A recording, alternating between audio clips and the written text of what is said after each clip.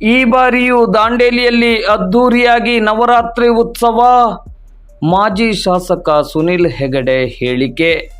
ದಾಂಡೇಲಿ ನವರಾತ್ರಿ ಉತ್ಸವ ಸಮಿತಿಯ ಆಶ್ರಯದಡಿ 3ನೇ ವರ್ಷದ ನವರಾತ್ರಿ ಉತ್ಸವವನ್ನು ಅದ್ದೂರಿಯಾಗಿ ನಡೆಸಲು ಸಿದ್ಧತೆಗಳನ್ನು ನಡೆಸಲಾಗಿದ್ದು, ಎಂದಿನಂತೆ ಈ ವರ್ಷವೂ ನಗರದ ಜನತೆ ಈ ಉತ್ಸವದಲ್ಲಿ ಭಾಗವಹಿಸಿ ಉತ್ಸವದ ಯಶಸ್ಸಿಗೆ ಸಹಕರಿಸಬೇಕೆಂದು ದಾಂಡೇಲಿ ನವರಾತ್ರಿ ಉತ್ಸವ ಸಮಿತಿಯ ಗೌರವಾಧ್ಯಕ್ಷರಾದ ಸುನಿಲ್ ಹೆಗಡೆಯವರು ಹೇಳಿದರು. ಅವರು ಇಂದು ಗುರುವಾರ ಮಧ್ಯಾಹ್ನ 1:30 ಗಂಟೆಗೆ ದಾಂಡೇಲಿ ನಗರದ ಪ್ರವಾಸಿ ಮಂದಿರದಲ್ಲಿ ನವರಾತ್ರಿ ಉತ್ಸವದ ಉತ್ಸವ ಸಿದ್ಧತೆ ಹಾಗೂ ಕಾರ್ಯಕ್ರಮದ ಕುರಿತಂತೆ ಸುದ್ದಿಗೋಷ್ಠಿಯನ್ನು ಉದ್ದೇಶಿಸಿ ಮಾತನಾಡಿದರು.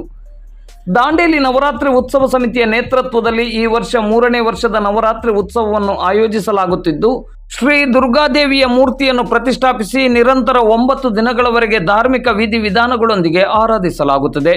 ಈ ಸಂದರ್ಭದಲ್ಲಿ ಪ್ರತಿದಿನವೂ ದಾಂಡಿಯ ಕೋಲಾಟದ ಜೊತೆಗೆ ಹಲವು ಸಾಂಸ್ಕೃತಿಕ ಕಾರ್ಯಕ್ರಮಗಳನ್ನು ಆಯೋಜಿಸಲಾಗಿದೆ ಎಂದರು. ಈ ಬಾರಿ ರಾತ್ರಿ 11 ಗಂಟೆಯ ಒಳಗಡೆ ದಾಂಡಿಯ ಕೋಲಾಟವನ್ನು ಕೊನೆಗೊಳಿಸಲಾಗುತ್ತದೆ. ಸ್ಥಳೀಯ ಸಾರ್ವಜನಿಕರಿಗೆ ಯಾವುದೇ ರೀತಿಯ ತೊಂದರೆಯಾಗದಂತೆ ಸಂಭ್ರಮ ಸಡಗರ ಹಾಗೂ ಅತ್ಯಂತ ಶ್ರದ್ಧಾ ಭಕ್ತಿಯಿಂದ ನವರಾತ್ರಿ ಉತ್ಸವವನ್ನು ಆಯೋಜಿಸಲು ಅಗತ್ಯ ಕ್ರಮವನ್ನು ಕೈಗೊಳ್ಳಲಾಗಿದೆ ಎಂದರು. ನವರಾತ್ರಿ ಉತ್ಸವ ಸಮಿತಿಯ ಅಧ್ಯಕ್ಷರಾದ ಟಿ.ಎಸ್. ಬಾಲಮಣಿಯವರು ನಮ್ಮ ಸಂಸ್ಕೃತಿ, ಸಂಸ್ಕಾರ, ಆಚಾರ ವಿಚಾರಗಳನ್ನು ಉಳಿಸಿ ಬೆಳೆಸುವ ಮಹತ್ವದ ಸಂಕಲ್ಪವನ್ನು ತೊಟ್ಟು ಈ ಕಾರ್ಯಕ್ರಮವನ್ನು ಸರ್ವರ ಸಹಕಾರದಲ್ಲಿ ಆಯೋಜಿಸಿಕೊಂಡು ಬರಲಾಗುತ್ತಿದೆ. ಇದು ಸಮಸ್ತ ದಾಂಡೇಲಿಗರ ಸಂಭ್ರಮದ ಕಾರ್ಯಕ್ರಮವಾಗಬೇಕೆನ್ನುವ ನಿಟ್ಟಿನಲ್ಲಿ ಈ ಕಾರ್ಯಕ್ರಮವನ್ನು ಆಯೋಜಿಸಲಾಗುತ್ತಿದೆ ಎಂದರು. ಸಮಿತಿಯ ಪ್ರಧಾನ ಕಾರ್ಯದರ್ಶಿ ನರೇಂದ್ರ ಚವ್ಹಾಣ್ ಅವರು ಶ್ರೀ ದುರ್ಗಾಮಾತೆಯ ಪ್ರತಿಷ್ಠಾಪನೆಯ ಸಂದರ್ಭದಲ್ಲಿ ಸಾರ್ವಜನಿಕರು ಹೆಚ್ಚಿನ ಸಂಖ್ಯೆಯಲ್ಲಿ ಭಾಗವಹಿಸುವ ಮೂಲಕ ಶ್ರೀ ದುರ್ಗಾಮಾತೆಯ ಮಹತ್ವ ಮತ್ತು ಶಕ್ತಿಯನ್ನು ಸಾರಬೇಕೆಂದು ಕರೆ ನೀಡಿದರು. ಈ ಸಂದರ್ಭದಲ್ಲಿ ಪ್ರಮುಖರುಗಳಾದ ಬುಧವಂತಗೌಡ ಪಾಟೀಲ್, ಗುರು ಮಠಪತಿ, ರೋಷನ್ ನೇತ್ರಾವಳಿ, ಸುಧಾಕರ್ ಶೆಟ್ಟಿ, ರವಿ ಗಾಂವ್ಕರ್, ಮಿಥುನ್ ನಾಯಕ್, ರವಿಕುಮಾರ್ ಜಿ ನಾಯಕ್, ಮುಸ್ತಕ್ ಶೇಖ್, ಪ್ರಶಾಂತ್ ಬಸೂರ್ತೆಕರ್, ವಿನೋದ್ ಬಾಂದೇಕರ್, ಮುರಳಿ ನಾಯ್ಕ್, ರೂಪೇಶ್ ಪವಾರ್, ಗೀತಾ ಶಿಕಾರಿಪುರ್, ಅಶ್ವಿನಿ ಬಾಲಮಣಿ, ರಮಾ ರವೀಂದ್ರ, ಪದ್ಮಜಾ ಪ್ರವೀಣ್ ಜನ್ನು, ಅನ್ನಪೂರ್ಣ ಬಾಗಲಕೋಟೆ, ಪದ್ಮಾ ಕುರ್ಡೇಕರ್ ಮೊದಲಾದವರು ಉಪಸ್ಥಿತರಿದ್ದರು. ನನ್ನ ಎಲ್ಲ ಮಿತ್ರ ಬಳಗದವರು ಒಂದು ನಿರ್ಣಯ ಮಾಡಿದ್ವಿ 2 ವರ್ಷದ ಹಿಂದೆ. ರಾಜಕೀಯೇತರವಾಗಿ ಜನರಿಗೆ ಮನರಂಜನೆ ಕೊಡಬೇಕು, ಕೆಲವೊಂದು ಕಲೆ ಸಂಸ್ಕೃತಿಯ ಉಳಿವಿಗಾಗಿ ಕೆಲವು ಕಾರ್ಯಕ್ರಮಗಳನ್ನು ಮಾಡಬೇಕು ಅನ್ನುವಂಥ ಕಾರಣದಿಂದ ನಮ್ಮೆಲ್ಲ ಮಿತ್ರ ಬಳಗಕ್ಕೆ ಕಂಡು ಬಂದಿದ್ದು ನವರಾತ್ರಿ ಉತ್ಸವ ಮಾಡಬೇಕು. ಹೀಗಾಗಿ ದಾಂಡೇಲಿ ಒಳಗೆ, ಯಾಕಂದರೆ ದಾಂಡೇಲಿಯಪ್ಪನ ದಸರಾ ಸಂದರ್ಭದಲ್ಲಿ ದಾಂಡೇಲಿಯಪ್ಪನ ಜಾತ್ರೆ ಆಗ್ತದೆ, ಆ ಸಂದರ್ಭದಲ್ಲಿ ನವರಾತ್ರಿ ಉತ್ಸವ ಮಾಡಿದರೆ ಜನರಿಗೆ ಒಂದು ಮನರಂಜನೆ ಆಗ್ತದೆ, ಕೆಲವೊಂದು ಕಲೆ ಸಂಸ್ಕೃತಿ ಮಾಹಿತಿ ಸಿಗ್ತದೆ ಅನ್ನುವಂಥ ಕಾರಣದಿಂದ ಮಾಡಿದ್ದೀವಿ. ಕಳೆದ 2 ವರ್ಷಗಳಿಂದ ಯಶಸ್ವಿಯಾಗಿ ನಮ್ಮ ಬಾಲಮಣಿಯವರ ನವರಾತ್ರಿ ಕಮಿಟಿ ಅಧ್ಯಕ್ಷ ಮಾಡಿದ್ದೇವೆ, ನಾನು ಗೌರವಾಧ್ಯಕ್ಷರಿದ್ದೇನೆ. ನಾವೆಲ್ಲ ಒಂದು ಸೇರಿ ಒಂದು ಒಳ್ಳೆಯ ಕಾರ್ಯಕ್ರಮಗಳನ್ನು, ಒಳ್ಳೆಯ ವಿಚಾರಗಳನ್ನು ನಾವು ದಾಂಡೇಲಿ ಜನತೆಗೆ ಕೊಟ್ಟಿದ್ದೇವೆ. ಮತ್ತು ದಾಂಡೇಲಿಯ ಜನರ ಸಂಪೂರ್ಣವಾದಂಥ ಸಹಕಾರ, ಆಶೀರ್ವಾದ ಈ ಸಂದರ್ಭದಲ್ಲಿ ನಮಗೆ ಸಿಕ್ಕಿದೆ.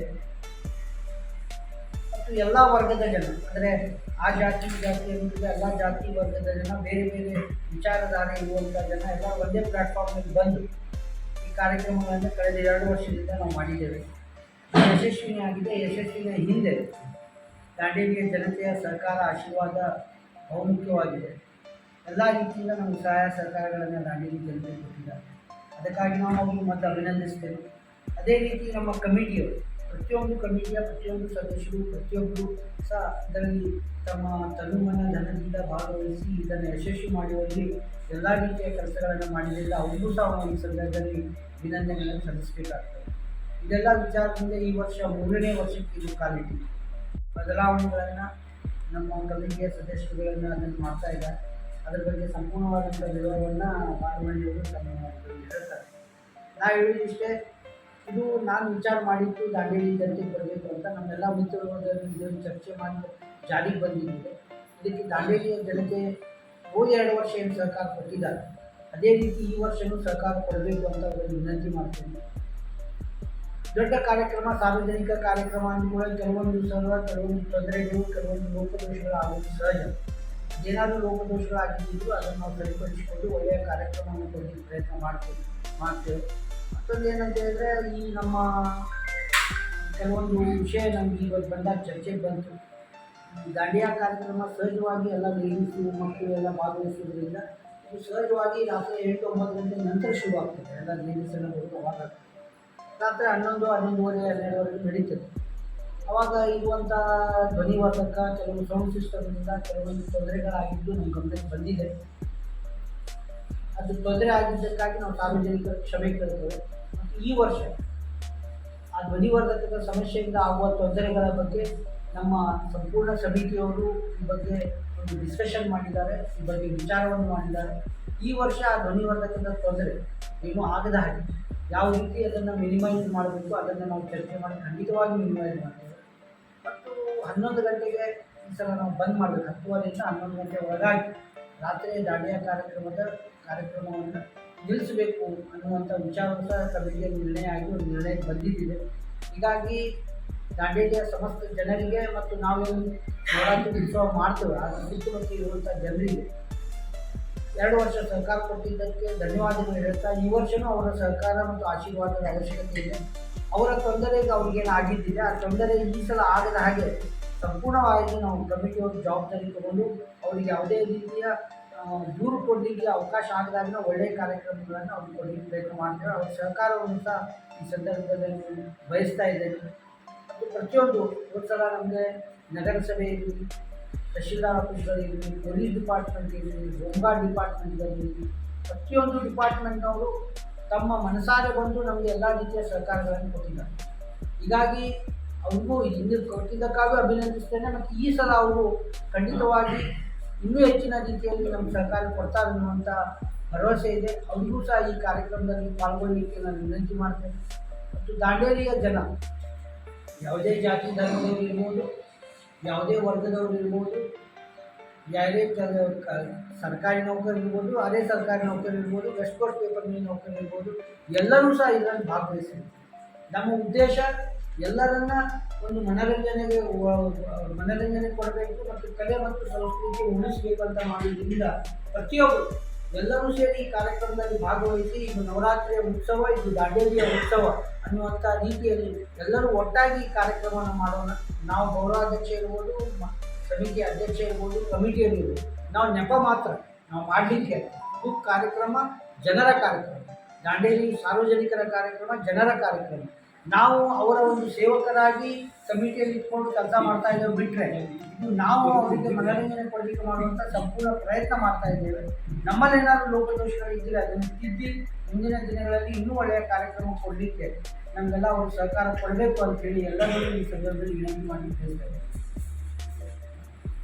ವರ್ಷ ಪ್ರತಿ ವರ್ಷ ಹೇಗೆ ನವರಾತ್ರಿ ಬರುತ್ತೆ ಆ ಥರ ನಾವು ಪ್ರಿಪೇರ್ ಆಗಿ ಕೆಲವೊಂದು ಕಾರ್ಯಕ್ರಮಗಳನ್ನು ಭಾಳ ಚೆನ್ನಾಗಿ ಮಾಡಿಕೊಂಡು ಈ ಕಾರ್ಯಕ್ರಮ ಎಲ್ಲರಿಗೂ ಲೋಕಲ್ ಆಗಲಿ ಪ್ರತಿಯೊಬ್ಬರಿಗೂ ನಾವು ಅವಕಾಶ ಕೊಡ್ತೀವಿ, ಯಾರಿಗೂ ಇಲ್ಲ ಅಂತಿಲ್ಲ.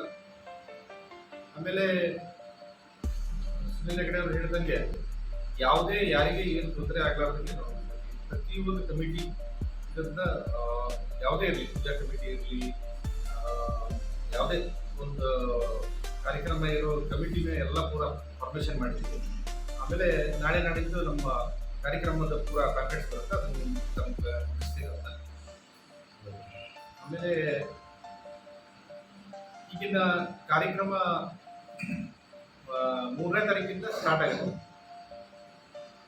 3ನೇ ತಾರೀಕು ಬೆಳಗ್ಗೆ ಒಂದು 10:00ರಿಂದ ಮೂರ್ತಿ ಪ್ರತಿಷ್ಠಾಪನೆ ಮಾಡಿ ಅಲ್ಲಿ 9 ದಿವಸ ಕಾರ್ಯಕ್ರಮ ಇರುತ್ತೆ. 9 ದಿವಸ ನಂತರ ಮೆರವಣಿಗೆ ಮಾಡಿ ನಾವು ವಿಸರ್ಜನೆ ಮಾಡ್ತೀವಿ.